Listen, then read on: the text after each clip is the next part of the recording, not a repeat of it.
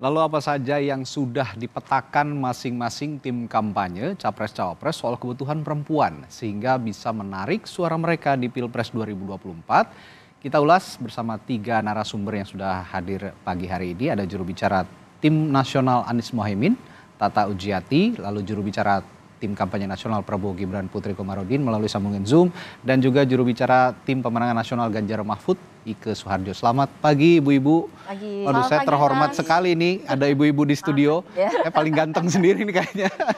Karena sama ibu-ibu ya. Ya, kita langsung saja ya bahas yang paling diminati dibahas di tataran ide dan gagasan oleh Capres dan Cawapres, oleh kaum ibu terutama juga kaum perempuan. Ini kita tidak bisa tampik ya Bu ya, masalah kebutuhan pokok.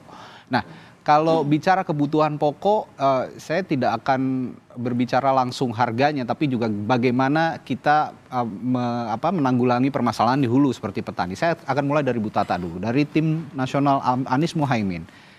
Kan kalau ibu-ibu pengennya ya stabil teruslah harga bahan pokok ini, mau lebaran, mau tahun baru begitu ya, mau hari raya Natal begitu. Bagaimana ide dan gagasan untuk menstabilkan harga ini supaya stabil terus? Dari hulu misalnya permasalahannya ditanggulangi. Seperti apa ya. Bu Tata? Pertama, perempuan itu kan ingin bahwa dirinya itu merasa aman ya kan?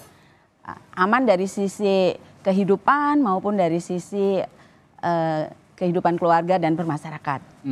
Nah, bagaimana sebenarnya sistem negara di mana perempuan itu paling aman, gitu kan? Yaitu negara yang demokratis. Yang menjamin di mana perempuan itu punya perlindungan dan punya hak yang sama.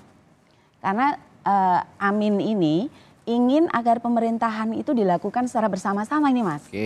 Bukan hanya negara menyediakan kebutuhan, tapi warga masyarakat ini bersama-sama berdaya untuk menjalankan negara. Sehingga dibutuhkan di sini adalah memang masyarakat ibu-ibu itu kan butuh kebutuhan pangan yang stabil ya. Tapi ini bukan berarti kemudian mereka hanya nerima aja dari pemerintah, misalnya bagi-bagi susu, bagi-bagi makanan, bukan itu yang diinginkan.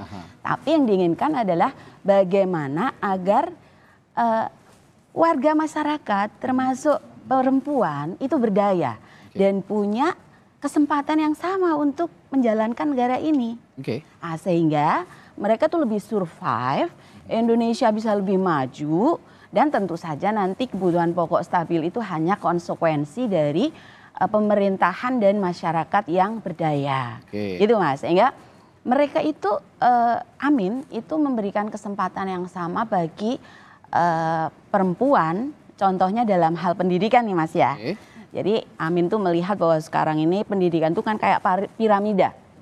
SD dengan SMP itu banyak yang nggak naik, banyak yang nggak sekolah SMP. Nanti lebih kecil lagi banyak yang nggak ke SMA, lebih kecil lagi banyak yang nggak kuliah. Nah, Anies Mohaimin ini ingin agar piramidanya tuh ya agar kotak. Artinya kesempatan belajar atau bangku sekolahnya itu harus selalu tersedia. Equal gitu ya? Equal. Sehingga semua orang lulusan SD bisa sekolah SMP. Semua lulusan SMP bisa sekolah SMA dan seterusnya. Nah, ini adalah tugas negara untuk memberdayakan semua orang termasuk perempuan. Sehingga mereka bisa mendapatkan kesempatan yang sama. Jadi konteksnya dalam kaitan isu yang paling ingin dibahas oleh Capres-Cawapres soal kebutuhan bahan pokok itu bermula dari pendidikan dulu begitu, baru bagaimana kualitas pendidikan ini bisa tercipta sehingga itu bisa tercapai ya, harga-harga bisa stabil segala macam, dimulai dari perempuan, dimulai dari perempuan yang berdaya. Perempuan yang berdaya. Sebelum saya ke Mbak Ike, saya sapa dulu Putri. Halo, selamat pagi Putri. Halo Mas Radi, Mbak Bu Ike, Bu Tata, Assalamualaikum. Saya sesuai bahasan kita pagi hari ini soal bagaimana isu kebutuhan pokok ini paling diminati oleh kaum perempuan begitu ya, dari tataran ide gagasan Capres-Cawapres. Apa yang ingin disampaikan dari tim Prabowo Gibran sejauh ini? Ya, Justru kami merasa bahwa dibandingkan kandidat lain, kami sudah sangat kencang menggaungkan program terkait dengan perempuan ini. Dan memang kalau misalnya program dari paslon lain mungkin masih sifatnya makro ataupun masih sebatas konsep. Kalau kita sudah benar-benar mengkonkretkan ini dengan program makan siang dan juga program peningkatan gizi untuk anak-anak sekolah dan juga ibu hamil yang secara gratis nanti akan kami bagikan, dan tentu ini akan menjangkau sekitar 82,9 juta orang pada tahun 2029 yang diantaranya tidak hanya mencakup ibu hamil, nantinya tentu anak-anak sekolah dari PAUD sampai SMA dan juga pesantren. Dan justru perbaikan gizi dan peningkatan gizi untuk ibu hamil ini memang sangatlah penting untuk kita bisa mencegah lahirnya anak-anak yang rentan mengalami stunting, di mana prevalensi stunting di Indonesia ini sekarang masih menjadi sangat tinggi. Dan memang pencegahan stunting ini kan justru dimulai dari kondisi ibu masih sedang mengandung, masih sedang hamil, dan makanya kami fokus memberikan bantuan gizi untuk ibu hamil ini untuk juga menekan angka kematian ibu yang sampai sekarang masih cukup tinggi di angka 189 per 100.000 angka kelahiran. Dan juga angka kematian bayi yang masih ada di 16,85 per 100.000 kelahiran. Dan kita tahu juga di mana target sesuai dengan Sustainable Development Goals kita di tahun 2030, kita diharapkan sebagai sebuah negara bisa menurunkan angka kematian ibu kurang dari 70 dan juga angka kematian bayi kurang dari 12.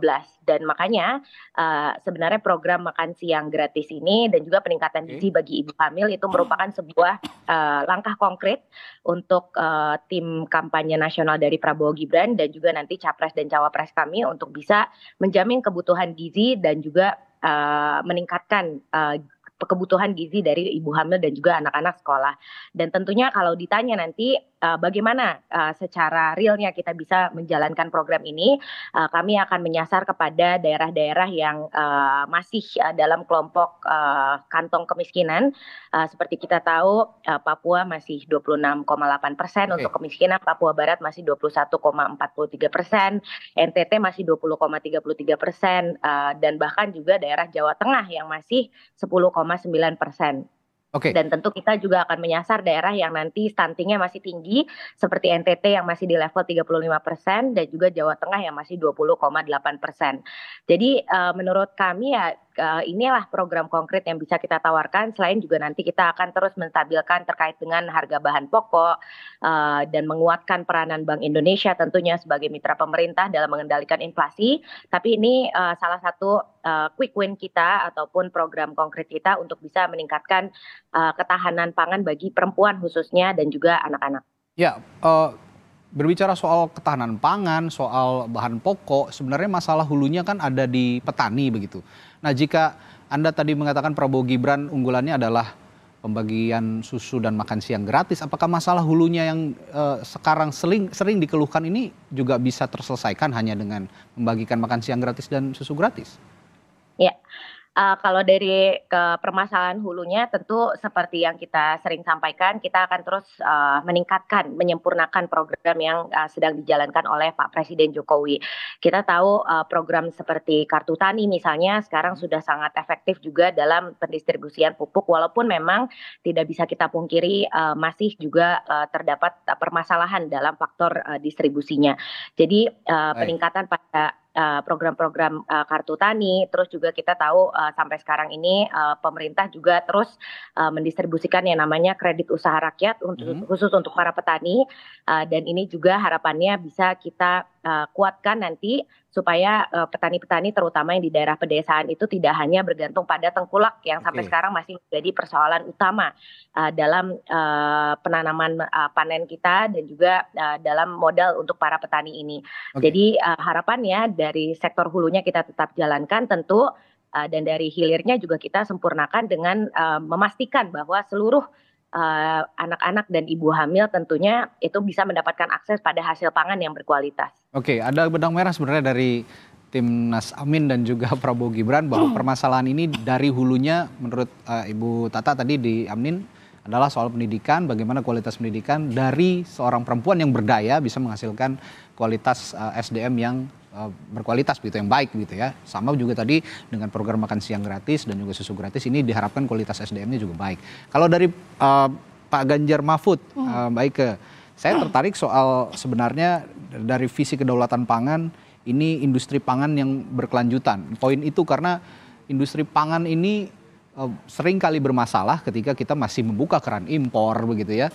Ini juga membunuh petani sehingga ya mak-mak juga yang jadi korban, akhirnya harga-harganya mahal. Gitu. Nah ini untuk industri pangan yang berkelanjutan, konsepnya seperti apa? Ya, Mas, sebelum saya membicarakan atau bagaimana isu pangan bagi perempuan, bagaimana korelasi isu pendidikan bagi perempuan, isu ekonomi bagi perempuan gitu kan.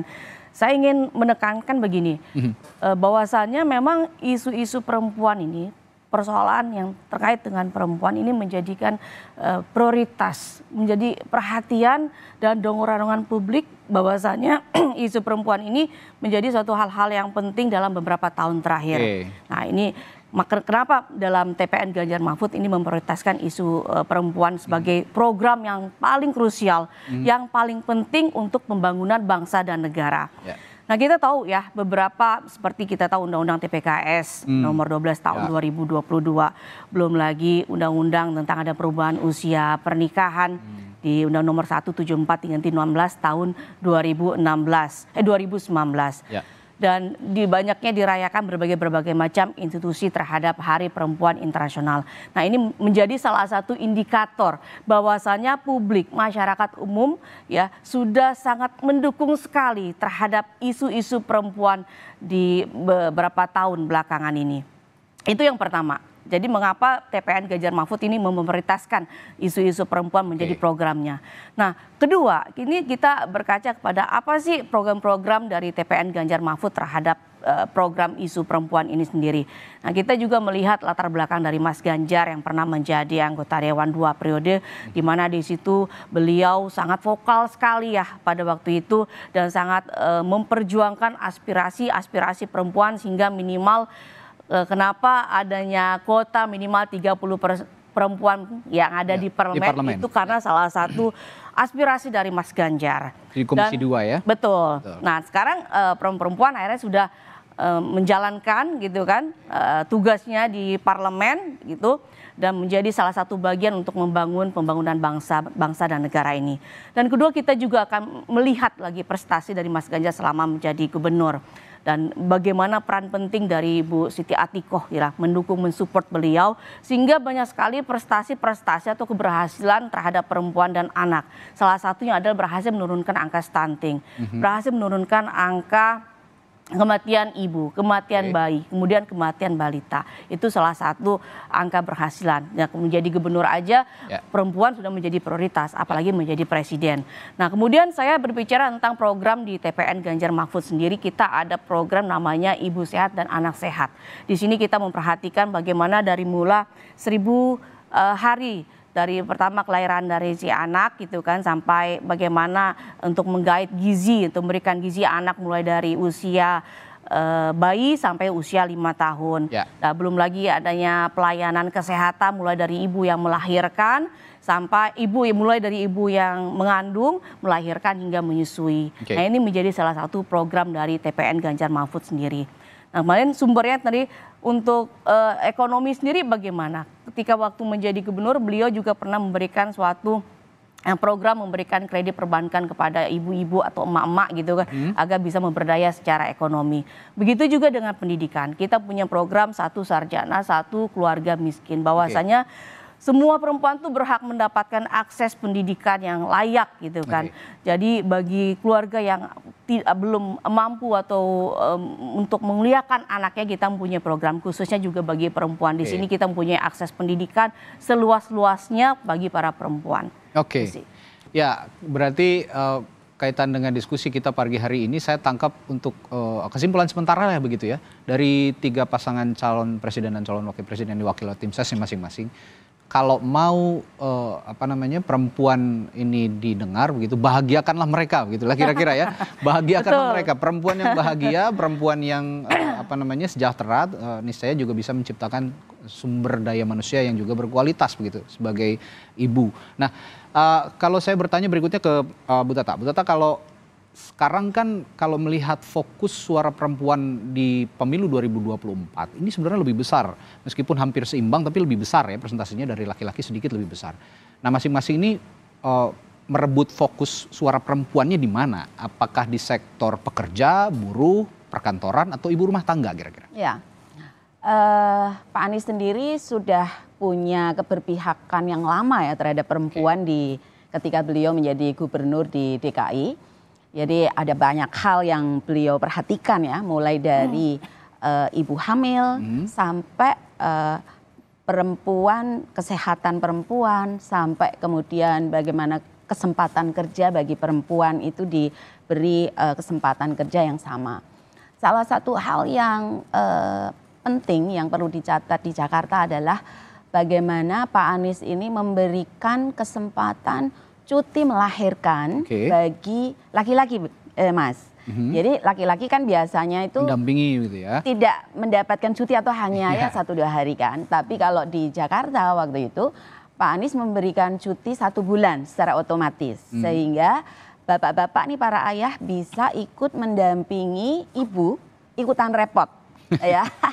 Nah, dengan cara seperti itu maka ibu-ibu itu merasa tertolong ya, dan kemudian mereka itu mampu membuat ibu ini menjadi lebih lebih produktif gitu.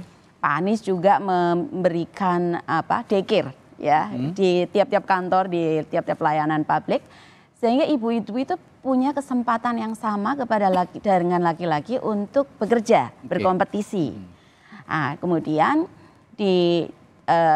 Pak Anies juga memberikan krisis center ya di dalam programnya itu, di tiap-tiap puskesmas itu ada krisis center di mana para ibu itu bisa mendapatkan layanan psikologis, konsultasi ya, dan kemudian ada juga krisis center di Dinas Perempuan dan Anak yang dioptimalkan sehingga mereka itu jika mendapatkan kekerasan di rumah ya atau dari mana saja itu bisa mendapat segera pertolongan dari krisis center ini. Nah, sehingga segala hal ya yang diprogramkan di dalam Timnas itu sebenarnya berdasarkan pengalaman kepedulian Pak Anies kepada perempuan di Jakarta. Termasuk salah satunya adalah memberikan program pangan murah, Mas. Ya, setiap bulan itu keluarga miskin itu bisa mendapatkan 6 jenis bahan pangan murah ya, termasuk daging, susu, telur, ikan ya, itu 6 kebutuhan pokok itu mendapatkan gratis dari pemerintah, bukan gratis ya, 30% saja harganya dari harga normal, subsidi ya. Itu setiap bulan di Jakarta, dan ini akan diteruskan untuk seluruh Indonesia ketika menjadi presiden. Dan tidak hanya itu, yaitu perempuan-perempuan yang manula ya juga akan mendapatkan semacam pensiun. Ini juga sudah dilakukan di Jakarta dengan mendapatkan 600.000 per bulan. Dan ini nanti akan disesuaikan dengan kemampuan APBN.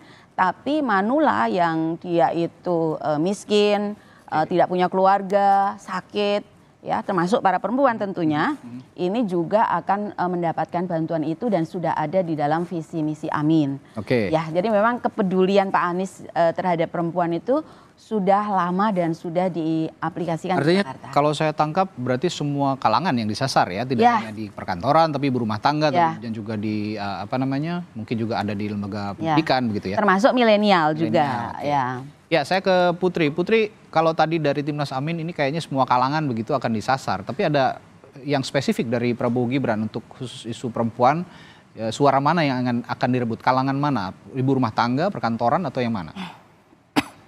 Ya, kalau tadi yang seperti saya sampaikan di awal kan program peningkatan gizi itu kan sebenarnya untuk semua kalangan ya, dari mulai ibu-ibu muda nih seperti saya yang baru saja punya anak 1, atau bahkan misalnya kelompok nenek yang sekarang bertanggung jawab untuk mengurus cucunya.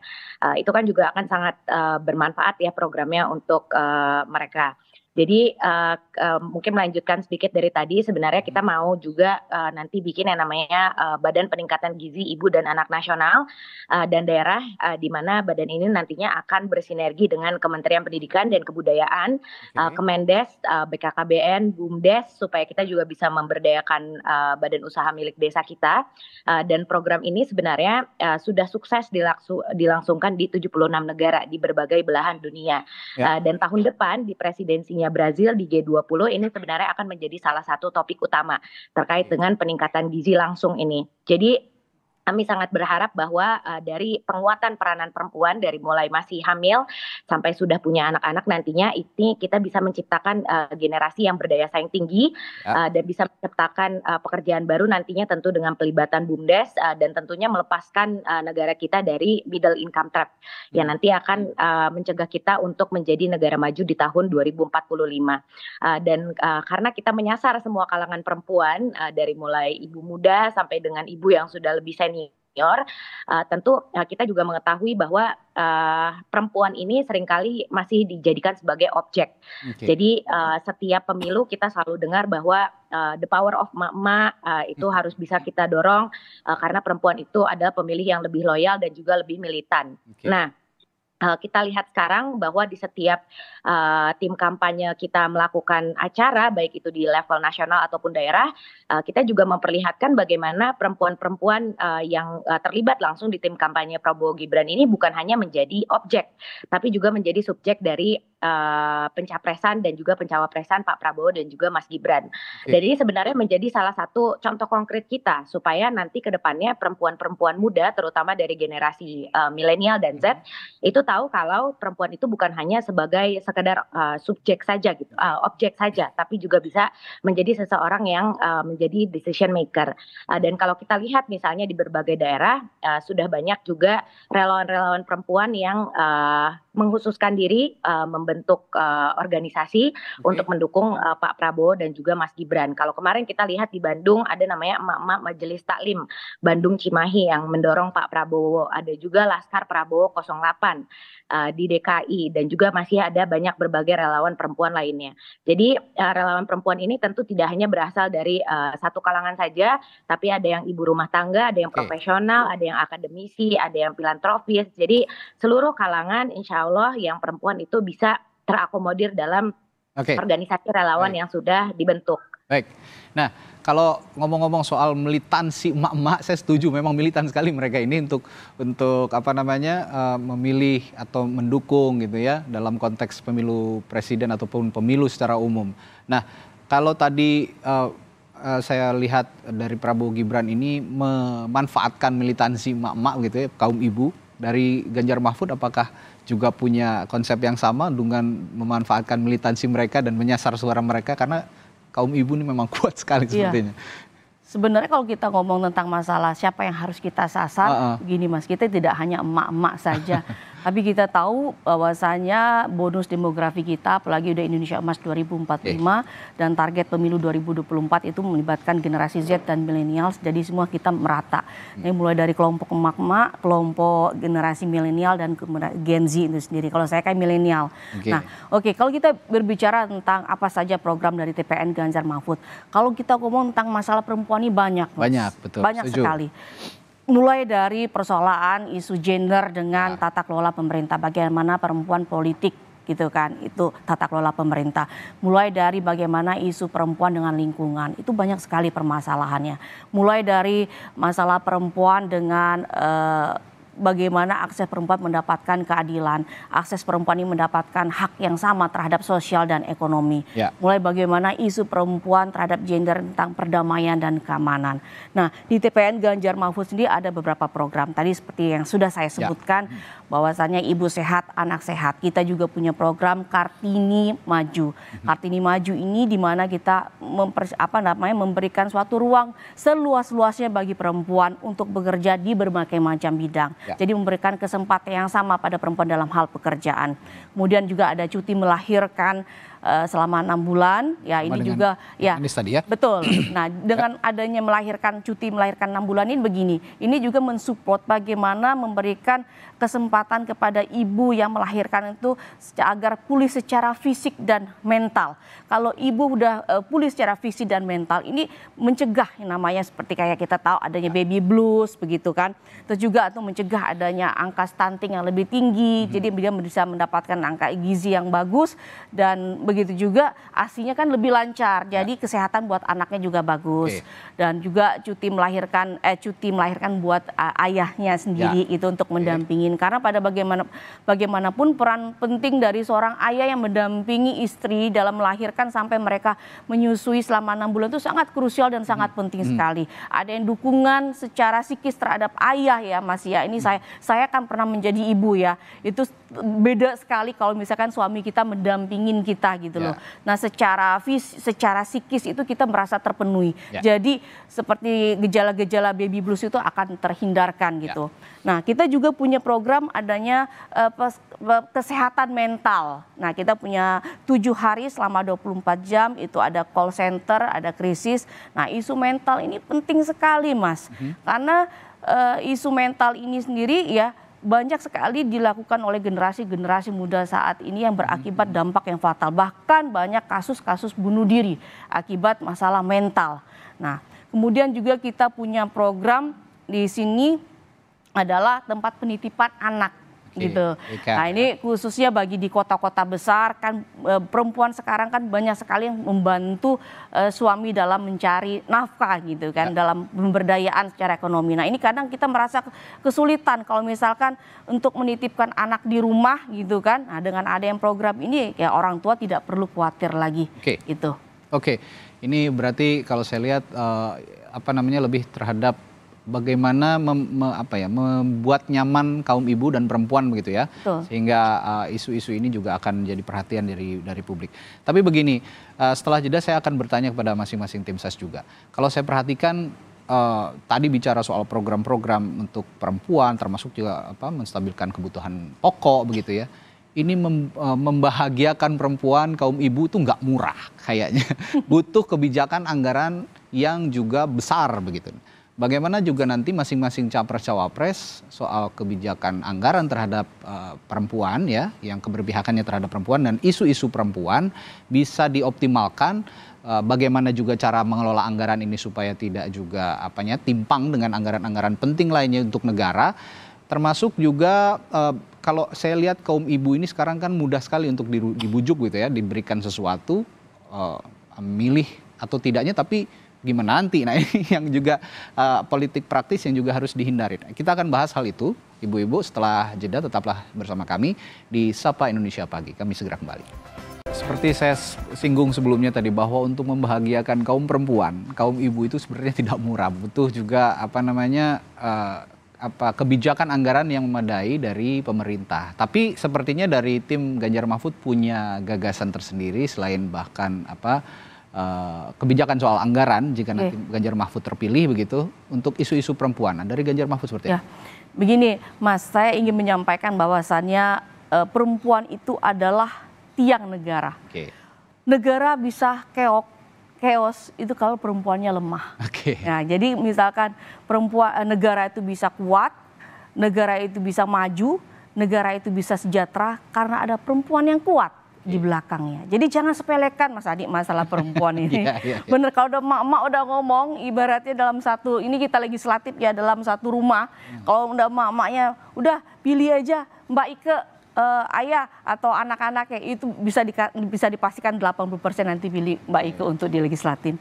Nah, Ibu Atiko sendiri pernah berpesan kepada kita bahwasannya memang perempuan itu mempunyai tugas yang sangat penting sekali. Ya, terutama ini untuk calon ibu negara, bagaimana posisi ibu negara ini yang benar-benar bisa mengawal, yang bisa mendampingi suami dalam untuk mewujudkan, untuk membangun Indonesia bangsa kita ini. Jadi Ibu Atiko pernah pesan, Mbak Ike, kalau Mbak Ike tidak berada di posisi misalkan di pemerintahan. Di pemerintahan kita punya Serikandi yang hebat loh. Ada Ibu Sri Mulyani, ada Ibu Retno yang bagaimana memperjuangkan aspirasi kita perdamaian di Palestina gitu kan. di legislatif kita punya perempuan yang hebat juga gitu dan memperjuangkan aspirasi perempuan sehingga salah menghasilkan Mbak Putri betul salah satunya Mbak Putri menghasilkan tuh kebijakan yang tentunya pro terhadap perempuan di berbagai macam sektor. Lalu bagaimana Ibu kalau misalkan kita ibu rumah tangga atau masyarakat biasa, apakah kita juga mempunyai peran penting dalam hal ini? Oh iya Mbak Ike, dia bilang kayak gitu. Nah bagaimana peran pentingnya? Peran pentingnya dari sini adalah kita bisa saling menyayangi, kita bisa saling mensupport sesama perempuan. Gak usah jauh-jauh lah Mas, ke tetangga kita sendiri, ke adik perempuan kita gitu kan, ke teman kita sesama perempuan. Dan notabene persoalan perempuan tuh ya Mas ya, tanpa kita sadari itu ada gitu loh. Misalkan seperti kayak kekerasan dalam rumah tangga. Ya. Tuh. Artinya menempatkan perempuan-perempuan hebat nanti dalam struktur pemerintahan Ganjar Mahfud juga penting ya. Kalau betul begitu sekali. Melihat, jadi ngomong-ngomong soal anggaran itulah satu hal, tapi bagaimana kita memberdayakan perempuan dari dari skup yang paling terkecil seperti yang Mbak Ike contohkan tadi keluarga begitu ya. Betul. Nah, saya ke Mbak Putri. Mbak Putri, saya pertanyaannya sama sebenarnya, kebijakan anggaran untuk isu perempuan. Nah tadi kalau Prabowo Gibran punya program makan siang gratis dan susu gratis, sepertinya anggarannya nggak kecil. Bagaimana mengelola ini nantinya? Ya, sebenarnya kan untuk program ini sendiri kita secara estimasi memerlukan anggaran sekitar 400 sampai 500 triliun. Ya, itu dan kita sekali. sudah sangat serius memikirkan terkait dengan penerimaan negara untuk bisa kita memaksimalkan supaya program ini bisa berjalan. Jadi yang akan kita lakukan nantinya tentu akan meningkatkan rasio penerimaan negara kita dari mulai rasio pajak, PNBP, hibah dan lain-lainnya terhadap produk domestik bruto supaya nanti bisa menjadi meningkat sampai 23% dalam 5 tahun. Jadi gimana kita nanti bisa mengoptimalkan revisi undang-undang harmonisasi peraturan perpajakan yang telah disahkan oleh DPR, dalam hal ini Komisi 11 tempat saya bertugas bersama dengan pemerintah di tahun 2021 dan di sini nantinya kita akan bisa mengoptimalkan supaya pengaturan terkait dengan perluasan basis pajak dan juga kesetaraan dalam nantinya perpajakan kita itu juga bisa kita optimalkan di situ. Dan dalam hal ini kita juga akan terus meningkatkan terkait dengan efisiensi anggaran seperti yang selama ini selalu digaung-gaungkan oleh Pak Prabowo dan juga Pak Jokowi juga seringkali berulang-ulang kali beliau menyampaikan bahwa banyak sekali pos-pos anggaran kita yang dipakai dengan tidak bijak, masih tidak menyasar kepada masyarakat, masih fokusnya pada gaji, tunjangan dan juga mungkin perjalanan dinas. Jadi di sini kita nanti akan menempatkan Menteri Keuangan yang akan lebih awas lagi dalam menyisir pos-pos anggaran kita.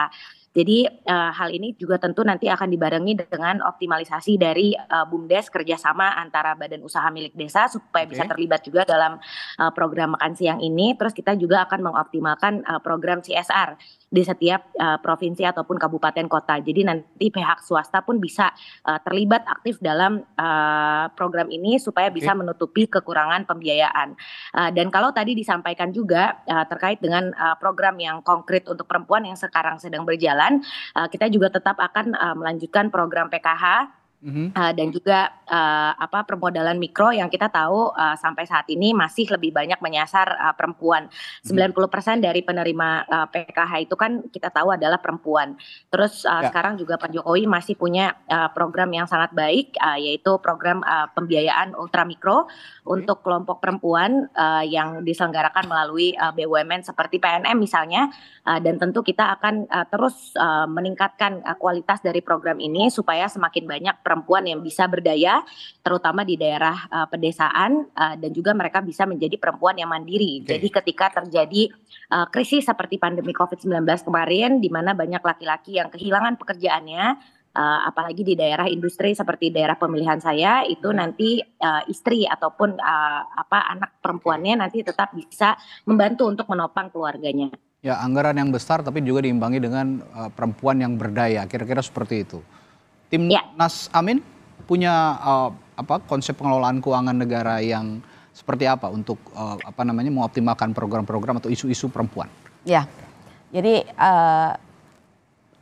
Timnas Amin ini kan memiliki tagline ya untuk perempuan, yaitu perempuan yang aman dari kekerasan dan berdaya.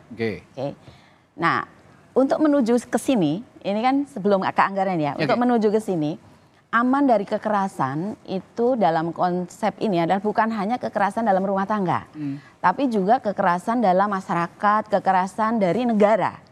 Nah, sehingga ketika misalnya Wiji Tukul tidak pulang karena hilang, meninggal, itu yang kena dampak paling parah itu adalah istrinya dan keluarganya, kan gitu.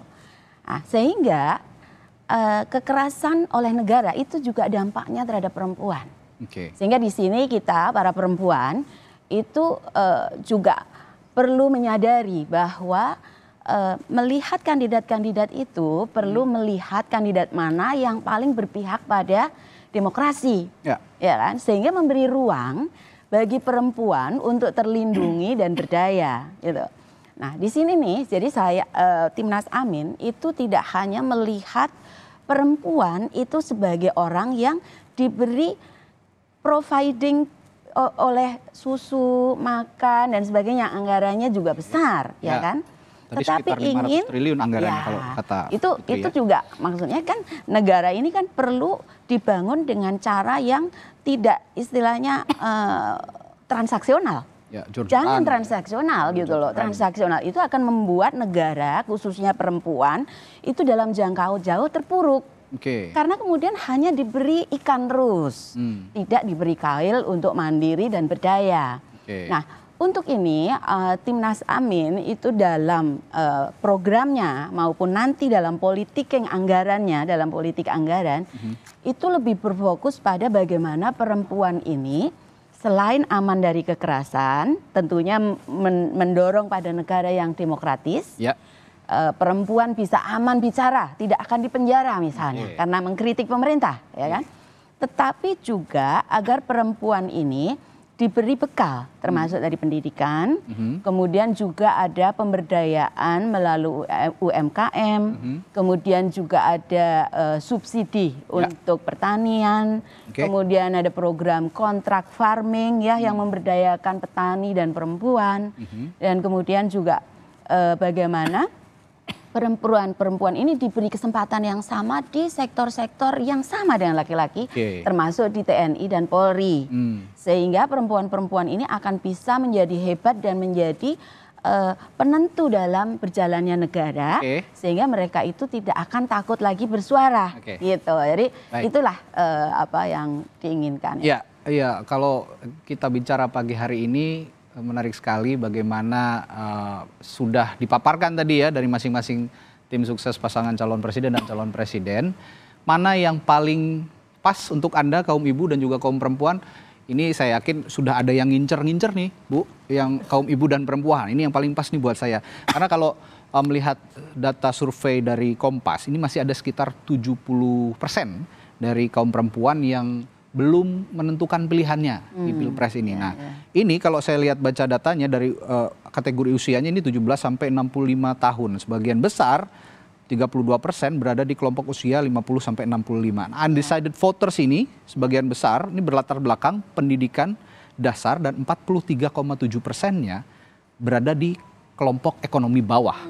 Jadi ya kira-kira dari survei Kompas ini bisa juga dijadikan acuan bagi capres dan cawapres untuk bertarung di wilayah itu.